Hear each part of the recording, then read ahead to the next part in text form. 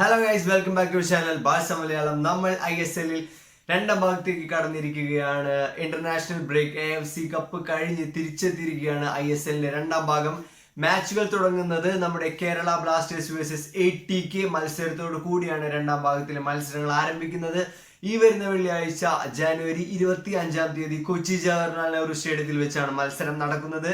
Kerala Blasters versus ATK ആയിരിക്കും match. ഒരുപാട് മാറ്റങ്ങളോട് കൂടിയാണ് രണ്ട് ടീമുകളും ഈ രണ്ടാം ഭാഗത്തിനായി ഒരുങ്ങിയിരിക്കുന്നത്. അത് നമുക്ക് നോക്കാം. ചേഞ്ചസ് നോക്കുകയാണെങ്കിൽ കേരള ബ്ലാസ്റ്റേഴ്സിന്റെ ഭാഗത്തു നിന്നുമുള്ള ഏറ്റവും വലിയൊരു മാറ്റം എന്ന് പറയുന്നത് കോച്ചാണ്. നമ്മുടെ ഡേവിഡ് ജെയിംസ് പോയിരിക്കുകയാണ്. അദ്ദേഹത്തിന് പകരം നമ്മൾ കൊണ്ടുവരിക്കുന്നത് പോർച്ചുഗീസ് പരിശീലകനായ നെലോ വിൻഗാഡയാണ്. പ്രത്യക്ഷത്തിൽ നോക്കുമ്പോൾ ഒരു നല്ലൊരു ചേഞ്ച് ആണെന്ന് തോന്നുന്നു. നല്ലൊരു കാര്യമാണ്. കാരണം നമുക്കറിയാം ഡേവിഡ് ജെയിംസ് പോയി.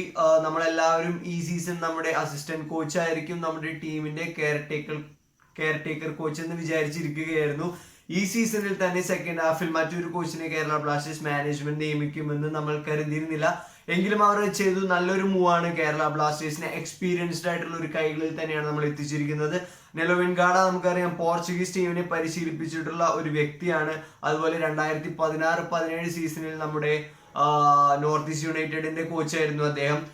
പക്ഷേ എന്നിരുന്നാലും മറ്റു ടീമുകളുടെ കോച്ചുകളെ അപേക്ഷിച്ച് നോക്കുമ്പോൾ ഇന്റർനാഷണൽ എക്സ്പീരിയൻസ് ക്ലബ് ഫുട്ബോളിലായാലും ഇന്റർനാഷണൽ ഫുട്ബോളിലായാലും മറ്റു കോച്ചുകളെ അപേക്ഷിച്ച് അത്രത്തോളം എക്സ്പീരിയൻസ്ഡ് ആയിട്ടുള്ള, അത്രത്തോളം ഒരു വലിയ ടീമുകളെ പരിശീലിപ്പിച്ചിട്ടുള്ള ഒരു വ്യക്തിയല്ല നെലോ വിൻഗാഡ. അദ്ദേഹത്തിന്റെ ഇക്കഴിഞ്ഞ ഒരു കാലയളവ് എടുത്തു നോക്കുകയാണെങ്കിൽ എന്നിരുന്നാൽ തന്നെ നമുക്കറിയാം ഡേവിഡ് ജെയിംസ് ആയിരുന്നു നമ്മുടെ മുൻ പരിശീലകൻ.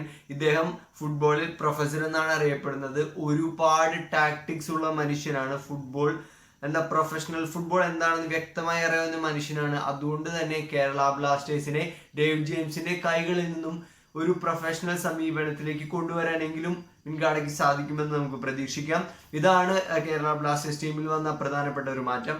അടുത്തതായി കേരള ബ്ലാസ്റ്റേഴ്സിലേക്ക് വന്നിട്ടുള്ള പുതിയ രണ്ട് സൈനിങ്സ്. ഒന്ന് ലാൽതുങ് മാവിയ റാൾട്ടെ, ഗോവൻ ഗോൾ കീപ്പർ ആയിരുന്നു. സെക്കൻഡ് ഗോൾ കീപ്പർ ആണ് FC ഗോവയുടെ. സോ അദ്ദേഹത്തെ നമ്മൾ കേരള ബ്ലാസ്റ്റേഴ്സിലേക്ക് എത്തിച്ചിരിക്കുകയാണ്. ദെൻ രണ്ടാമത്തെ പ്ലെയർ, കറക്റ്റ് പ്രൊണൗൺസിയേഷൻ എനിക്കറിയില്ല, ബോഡോ അങ്ങനെയാണെന്ന് തോന്നുന്നു പ്ലെയറുടെ പേര്. അണ്ടർ 19 പ്ലെയർ ആണ്. റെക്കോർഡിട്ട പ്ലെയർ ആണ്. ഏറ്റവും ചെറിയ പ്രായത്തിൽ ഇന്ത്യൻ നാഷണൽ ടീമിൽ കയറി എന്നുള്ള റെക്കോർഡിട്ട ഒരു പ്ലെയർ ആണ് അദ്ദേഹം. 19 വയസ്സാണ് അദ്ദേഹം ഇന്ത്യൻ നാഷണൽ ടീമിൽ കളിച്ചിട്ടുണ്ട്. ചെന്നൈയിൽ നിന്നാണ് നമ്മൾ അദ്ദേഹത്തെ ലോൺ എടുത്തിട്ടുള്ളത്. ഈ രണ്ട് പ്ലേയേഴ്സിനെയും നമ്മൾ ലോണിനാണ് എടുത്തിട്ടുള്ളത്. സോ ഇദ്ദേഹം ഒരു വിങ്ങർ ആണ്, അറ്റാക്കിംഗ് ഫുട്ബോളർ ആണ്.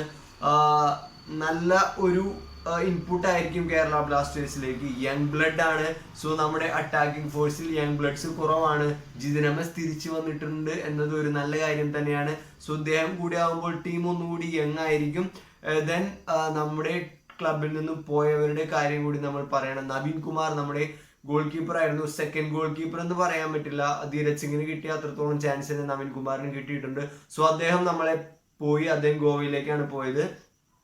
ദെൻ നമ്മുടെ CK വിനീതും ഹോളിച്ചരൺ നർസാരിയും രണ്ട് ബിഗ് ഫ്ലോസ് ആണ് നമുക്ക്. അവർ രണ്ടുപേരും ചെന്നൈ FC പോയി.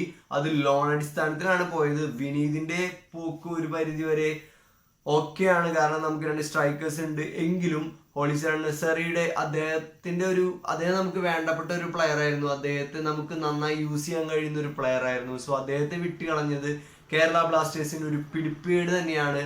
അദ്ദേഹം ഒരു യൂട്ടിലിറ്റി പ്ലെയർ ആണ്. ഹോളിച്ചരൺ നർസാരി അദ്ദേഹം കേരള ബ്ലാസ്റ്റേഴ്സിന് വേണ്ട ഒരു പ്ലെയർ ആയിരുന്നു. സോ ഇതാണ് ഈ ട്രാൻസ്ഫർ വിൻഡോയിൽ കേരള ബ്ലാസ്റ്റേഴ്സിൽ വന്ന മാറ്റങ്ങൾ. എന്ത് തന്നെ ആയാലും മാറ്റങ്ങളെല്ലാം നല്ലതിനാവട്ടെ എന്ന് നമുക്ക് ആശിക്കാം. നല്ല ഒരു തുടക്കം നമ്മുടെ പുതിയ കോച്ചിന് കേരള ബ്ലാസ്റ്റേഴ്സ് ആരാധകർക്കായി നൽകാൻ സാധിക്കട്ടെ എന്ന് നമ്മൾ പ്രാർത്ഥിക്കുന്നു. അതുപോലെ തന്നെ നല്ല ഒരു 11, നല്ല ഒരു ഫോർമേഷൻ, നല്ല ഒരു ശൈലി കേരള ബ്ലാസ്റ്റേഴ്സിന് കണ്ടെത്താൻ സാധിക്കട്ടെ. മാച്ചിനെ പറ്റി പറയുകയാണെങ്കിൽ നമുക്കൊരു തിരിച്ചടി കൂടിയുണ്ട്. മാച്ചിന് മുമ്പേ നമ്മുടെ MP സക്കീർ ലാസ്റ്റ് മാച്ചിൽ അദ്ദേഹം റെഡ് കാർഡ് കണ്ടിരുന്നു. റഫറി ആയിട്ട് അദ്ദേഹം റൈസായിരുന്നു ആ മാച്ചിൽ. സോ അതേ തുടർന്ന് ഒരു 6 മാസത്തെ സസ്പെൻഷനാണ് അദ്ദേഹത്തിന് കിട്ടിയിരിക്കുന്നത്. കുറച്ച് ക്രൂവലാണ് ISL പോലെയുള്ള ഒരു ലീഗിൽ. അതും റഫറിയുടെ നമ്മൾ കണ്ടു. അദ്ദേഹം റഫറിയുടെ ഫിസിക്കലായിട്ടൊന്നും ചെയ്തിട്ടൊന്നുമില്ല, വായുകൊണ്ട് മാത്രമായിരുന്നു. എങ്കിലും അദ്ദേഹത്തിന് 6 മാസത്തെ സസ്പെൻഷനാണ് കൊടുത്തിരിക്കുന്നത്. ഒരു ആംഗിളിൽ നിന്ന് നോക്കുകയാണെങ്കിൽ നല്ലൊരു കാര്യമാണ്. പ്ലേയേഴ്സിന് എല്ലാവർക്കും ഇതൊരു ഒരു വാണിംഗ് ആയിരിക്കണം, ഇങ്ങനെ ഒഫീഷ്യൽസിനെ അടുത്ത് റെസ്പെക്റ്റോട് കൂടി ചെയ്യണം എന്നുള്ളത്. പക്ഷേ ഇത്ര ചെറിയൊരു കാര്യത്തിന് 6 മാസത്തെ വിലക്ക് കൊടുക്കുക എന്നുള്ളത് ചുക്രുവൽ. ദെൻ അദ്ദേഹം ഉണ്ടായിരിക്കില്ല. പിന്നെ ബാക്കിയെല്ലാം നമ്മുടെ പ്ലേയേഴ്സ് എല്ലാവരും ഫിറ്റ് ആണ്, പോയ പ്ലേയേഴ്സിനെ കൂടാതെ. നമ്മുടെ ജിതിൻ തിരിച്ചു വന്നിരിക്കുകയാണ്. സോ നമ്മൾ ഇതിന് തൊട്ട് മുൻപുള്ള ഒരു പ്രാക്ടീസ് മാച്ചിൽ നമ്മൾ ഒരു 10 ഗോൾ അടിച്ചു. FC കേരള ആയിട്ടാണ് തോന്നുന്നു. നമ്മളൊരു 10 ഗോൾ സ്കോർ ചെയ്തിട്ടുണ്ട്. സോ പോപ്ലാൻഡിക് ഒരു 5 ഗോൾ സ്കോർ ചെയ്തു. അത് വളരെ മോശം ടീം ആയിരിക്കാം. ഐ മീൻ മോശം team in the sense Kerala ബ്ലാസ്റ്റേഴ്സിന്റെ വാല്യൂവും വിലയും ഫോറിൻ പ്ലേയേഴ്സിന്റെ സാന്നിധ്യം എല്ലാം കമ്പയർ ചെയ്യുമ്പോൾ ഒരു കമ്പാരിറ്റീവ്ലി താഴ്ന്ന ടീം ആയിരിക്കാമെങ്കിലും 10 ഗോളുകൾ സ്കോർ ചെയ്തു എന്നുള്ളത് നമുക്ക് കോൺഫിഡൻസ് തരുന്ന ഒരു ഘടകമാണ്. പോപ്ലാൻഡിക് ഗോൾ സ്കോറിംഗിലേക്ക് തിരിച്ചു വന്നിരിക്കുന്നു എന്നുള്ളത് നമുക്ക് ആശാവഹമായ ഒരു കാര്യമാണ്. നമ്മുടെ വിൻഗാഡ നല്ല ഒരു ലെവനെ തന്നെ ഇതിൽ നിന്ന് പിക്ക് ചെയ്യുമെന്ന് നമുക്ക് കരുതാം. നമ്മുടെ പ്ലേയേഴ്സ് എല്ലാവരും ഫിറ്റാണ്. പെക്കൂസനും കിസിറ്റോ എല്ലാവരും ഫിറ്റാണ്. സോ അവരെല്ലാവരും നല്ല ഒരു ലെവനെ തന്നെ നമുക്ക് കളത്തിൽ കാണാൻ കഴിയുമെന്ന് പ്രതീക്ഷിക്കുന്നു. എല്ലാവരും മാച്ച് കാണുക. കേരള ബ്ലാസ്റ്റേഴ്സ് ഒരു തിരിച്ചുവരവ് തന്നെയായിരിക്കും ഈ മത്സരമെന്ന് നമുക്ക് പ്രതീക്ഷിക്കാം. ഒരു വിജയത്തിൽ കുറഞ്ഞതൊന്നും കേരള ബ്ലാസ്റ്റേഴ്സിന് ഇതിൽ വേണ്ട, ഇതിൽ പാടില്ല. കാരണം നമുക്കറിയാം സൂപ്പർ കപ്പ് വരുന്നുണ്ട്. അതിനായിട്ട് നല്ലൊരു ടീമിനെ പ്രിപ്പയർ ചെയ്യുക എന്നുള്ളതാണ് നമുക്ക് മുൻപിലുള്ള ഏറ്റവും ആദ്യത്തെ കാര്യം. സോ കേരള ബ്ലാസ്റ്റേഴ്സ് വിജയിക്കുമെന്ന് തന്നെ പ്രതീക്ഷിക്കുന്നു. നമുക്ക് മാച്ചിന് ശേഷം പോസ്റ്റ് മാച്ച് അനാലിസിസ് കാണാം. That's all guys, thank you.